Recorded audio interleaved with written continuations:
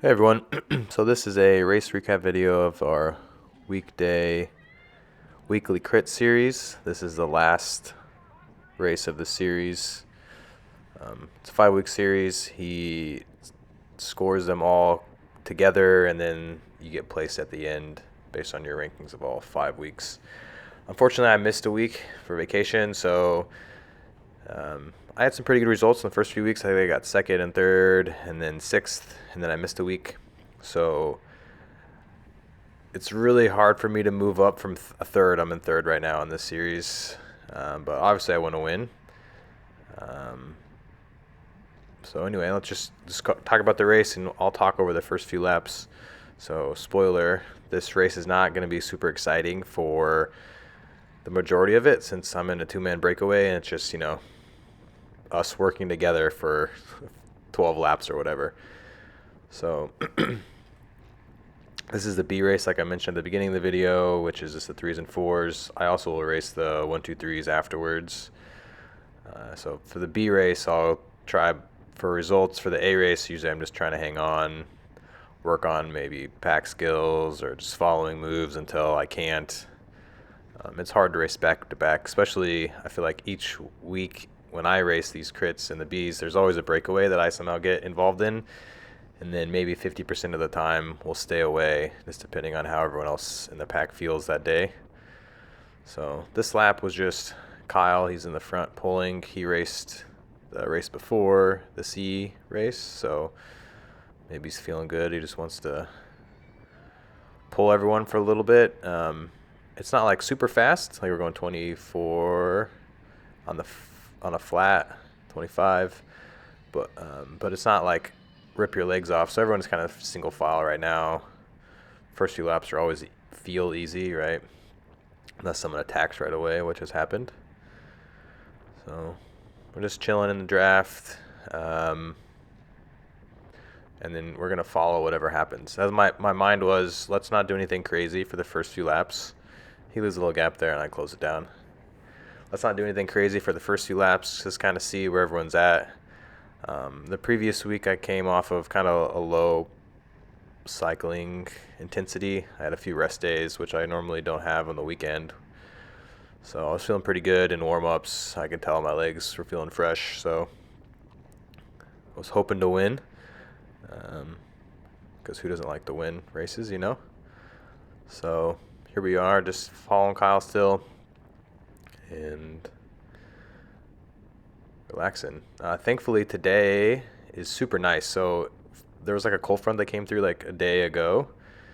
It was like highs were in the upper 90s and 80% humidity, typical Kansas City weather for August. But today, for whatever reason, it was actually really nice. Maybe the high was like 84, mid 80s. No one's dying. Everyone has some heat acclimation. So it was a lot better. I personally cannot do well in the heat whatsoever. It just destroys my power. Maybe if I trained it more, did some heat acclimation specifically, I could be better, but I don't know. I think it's just the way I'm built. I'm kind of stocky and short, and for whatever reason, I just retain a ton of heat, and I can never cool off, and my power will never get up there. So 2 laps Kyle pulls. So I think what happens here in a minute, so he's ringing the bell, a preem lap for Pop-Tarts or something. I'm not sure what the preem was for. I really didn't care. I just knew sometimes people like to go for preems or just for fun. If we're kind of slow like this, someone will attack to get maybe a little prize money, $5 or whatever his preem is. So no one's coming around yet. He's kind of slowing down. I thought he rang the bell this lap. Was this the bell lap for the preem? Maybe it's not. Maybe he pulls another entire lap. We'll just keep going. I guess I don't think I've recorded one of these, so if anyone's just watching this for the first time, so you can't see on the left-hand side, someone actually went, and I caught them, and I knew they were going, and so I just accelerated hard and got onto Cole here. And the kid in the front, I should know his name. I just do not. I race with him every week. That's a gravel bike he's riding with road tires. I saw him switching them out in the parking lot. So, which is probably fine for this race. So it's like that teardrop shape race course, which is the downhill. It's a downhill left-hand tight turn there that we just did, and then the straightaway to the finish. So I guess they're going pretty hard for this preem, for the Pop-Tart. I don't know if it was actually Pop-Tart, but it's something. And I could have went around Cole, but I was like, what's the point? I want to win. I don't care about preems. So if he's going to pull me along and go hard, and I'm just going to stay right in his draft, there's no point in sticking out in the wind right now, especially if whatever happens, happens. So that preem lap actually broke the field a little bit. I think there's a few of us that have some separation. And I think so. Kurt, who just rolled past, said we have separation. And so he's pulling for a little bit, and he said, let's try to work and stay away. Because, well, why not? So in a minute here, he might flick on Cole. Cole later told me he did not feel good today, so after a good 10 seconds, he elbows me through, which I like going hard, so let's just do it. Let's see what happens. So we're laying down some power here, 29 miles an hour. Going into this, so this actually section here is downhill, but it's in a headwind, so it actually really sucks. You think you're going to go fast because it's downhill, but it's a straight headwind, and so you're really pushing, and everyone behind you gets a great draft since it's fast and downhill. So anyone not in the front right there has a lot easier time. And so it looks like there's 4 of us in the breakaway right now. So we'll roll for a little bit. I think the pack is not too far behind us. 14 laps to go is what the counter just said. So that wasn't long until a breakaway formed in our race. Like I mentioned, I know Cole, I know Kurt. Kurt lives by me, so I see him out riding every once in a while. Strong guy. I've raced him a few times. He went to Tulsa. He was in the Tulsa Tough with me in the 3s. I think I look back at this point and they're really close. And I even say they're coming. And in my head, I thought we were going to get caught because I've never been in a breakaway with anyone but Cole. So I didn't know how the group was going to act together, if they're just going to let up or what. But Cole pulls through.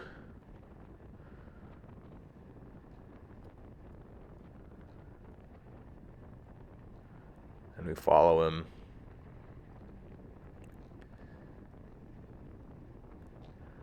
So this whole barricaded section on the right-hand side that we just passed is new for this year. So there's buildings on the right, I think used to be empty or didn't have employees past 5 p.m., right? But now they're open later. So cars have to leave the course sometimes.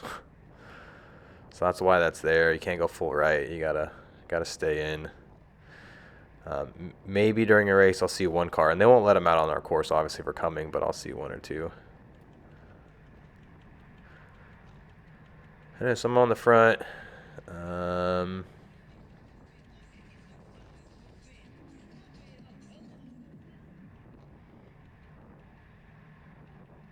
Nothing really to talk about at the moment. I'm trying to think if there's anything that I was thinking of in the moment that would be worthwhile to kind of expand upon. I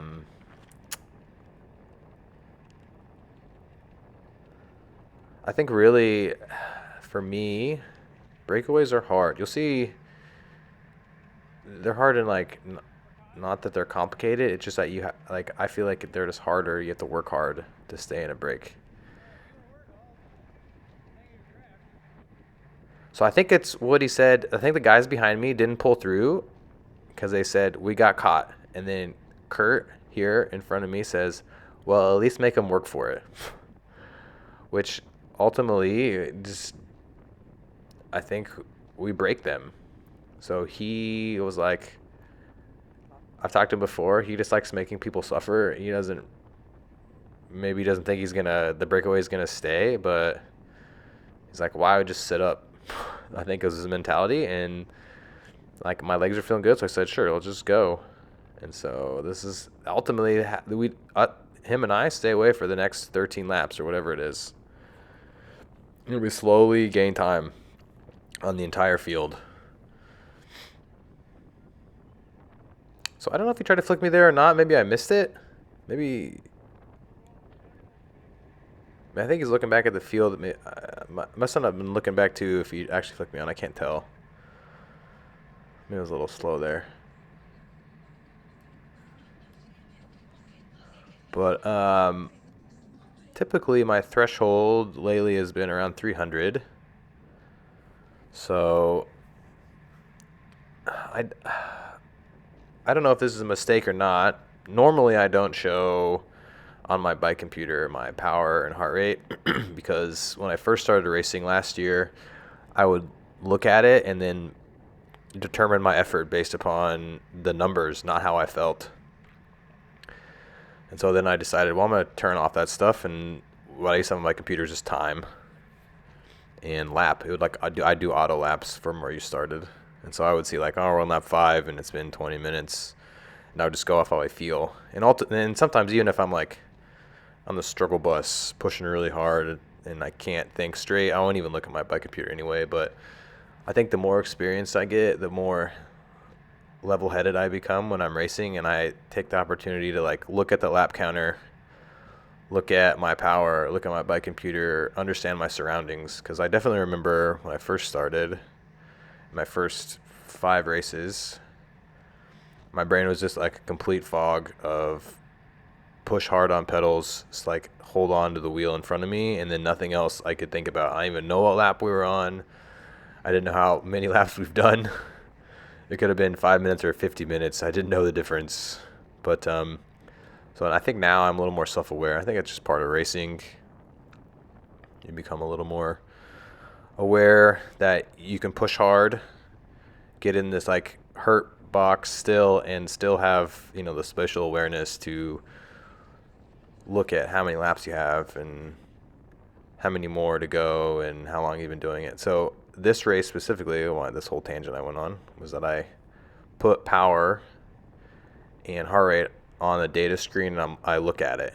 And so I think it helped a little bit. Like I mentioned, my threshold is like 300, but I felt really good. So I think I averaged like 310 for the entire race, which isn't a lot for a lot of people. It's a lot for me. But I only weigh 155 pounds, so it is what it is. Those are my numbers. At the end of the race, I'll just put my stats on there because they're kind of fun to look at for everyone who doesn't follow me on Strava. So Kurt and I are just pulling, and we keep looking back to see where the field is. It's kind of one of those, on the straightaways, I might see him, and then each lap it gets further and further away, which is kind of funny. There's like a point, it always happens to me, and I'm going to break away in the middle of a race. I'm like, I don't know if I can make it, but then you see like, oh, I only have 7 laps to go. I can at least do 4 more laps. And then when you get into like the low digits, like, 3 laps to go or 4 laps to go, you're like, hell yeah, I think I'm going to do it. So then you push even harder, and like the feel isn't as bad. So my heart rate, I think we decided how to do our turns. I think Kurt maybe got a little bit of the easier pulls, meaning he got the easier side. So he pulled here the entire straightaway from that hairpin up at the left, and then I pulled afterwards all the way to the hairpin, which, like I mentioned, that downhill into the left-hand turn is in the headwind. So at some point during this race, I think when I pull through, Kurt's like, I'll give you the win. And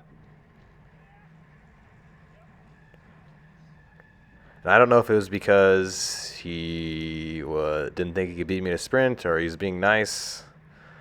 But I wanted to win, so him just saying, give it to me, I didn't even try to negotiate. I said, okay. I mean, it's easier not to. I still the last lap, I pushed pretty hard, but he was being nice today. He hasn't been at all this series, so maybe he didn't care about overall. I just wanted to keep my third overall. Maybe sneak into second if the second place Levi didn't perform, but he's been really good with his pack sprints, so he usually beats everyone in the sprint. If they together, it's him. So, and then the leader, Tyler, he's been at every race and he's done really well. I think he might have won one or maybe two. I'm not 100% sure off the top of my head, but he was like 20 points ahead of me, and the max you can get for a win is 20 points. So he would only need one to even beat me. So and he was there. So it was very unlikely that I was going to get anything higher than third. So, but still, who doesn't want to win, right? With that said, it's just more of the same for the next 9 laps, and no one wants to hear me talk, even myself. So what I will do, we'll just cut to the end here, and then I'll talk about the race a little bit, and I'll show you the stats.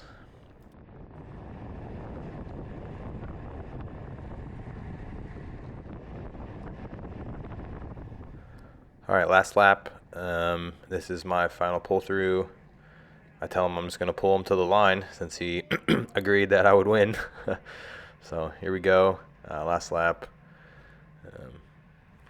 I have a pretty high heart rate for being 35. So I think my max that I've ever seen, which was recently actually, it was like 202, 201, somewhere in there. Around 200, right? So while 190 is very high and it hurts, just what it is for pushing, I guess, above thresholds for the entire race. I just wanted to go fast, so I have a hard time like not cooking myself sometimes, but here we are. I felt okay. It wasn't super hot, 190, 190 BPM. I think I averaged like 185-ish. So, I mean, if you're in a breakaway, you might as well just pretend like you're on cardiac arrest for the most of the time. So even though I knew I was going to win, I didn't have to pedal any harder. I just put like a little tiny, I stand up and put some power down. I don't actually sprint. I just, it's almost to the end. Why not celebrate a little bit? The uneventful crossing of the line. Here we go. So that was the race. 2-man breakaways. Breakaways are hard. Just a lot of mental fortitude of being in a breakaway. It's way easier to be in the pack and just sprint for the line. No one really wants to work. One of my friends, Tyler, who actually won the series, he didn't. He stayed in the pack the entire race, and we compared power, and I think he said he averaged like 160 watts, and I averaged 310. So, and we only ended less than a minute apart. So that just tells you how much power and effort you can save if you stay with the group. So thanks for watching, I guess, if everyone's still here. I recorded as much as I could of the A race. It's more exciting. There's like a ton of attacks that happen and recovering them, and it gets late and dark and kind of fun, and it's a lot faster. But I was pretty cooked. I didn't make the selection for that breakaway. They went up the road. I just stayed with the pack that slowly got smaller and smaller due to attrition, and then sprinted with the pack and did what I did. I didn't really care. I didn't really want results in that race. I was never in the standings. It's just more of a, hey, let's test the legs and have fun racing our bike, which, can't always happen. So maybe next year I'll do just the A's. I'm pretty close to actually upgrading to 2. I have 5 more points, which I don't know if I'll do it right away. Maybe I think I might stay at 3 until next year at some point. But thanks for watching. So put some stats up for everyone. Thanks, guys. I think they all race like the previous race, so they're just tired.